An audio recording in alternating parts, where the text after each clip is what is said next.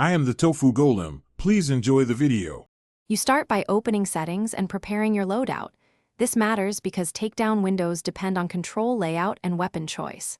First, switch to advanced controls and set a custom button for melee. You want precise timing. Once done, assign a quick melee to a convenient slot and test in a practice match. This confirms your button mapping works. Make sure to disable conflicting gestures.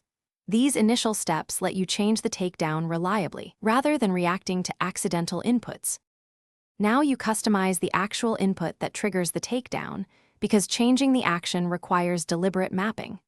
Go to Controls, pick Custom Layout, and place a dedicated takedown button where your thumb naturally rests. Next, tweak sensitivity so a quick swipe registers without false positives. Small increments prevent overshoot. Then jump into practice mode and repeatedly engage targets until the animation consistently triggers. This repetition trains both your muscle memory and confirms the layout behaves the way you designed it. Finish by saving your layout and using it in live matches. This validates the change under real conditions. If takedowns still miss, check for conflicting binds and toggle aim assist. Sometimes it blocks melee priority. Once you adjust, retest in a quick match. If inputs behave erratically across sessions, clear the app cache or reinstall to fix corrupted settings.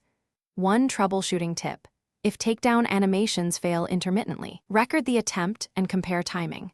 Then slightly advance or delay your input until it lines up consistently. Thanks for watching. Consider subscribing if we helped you today.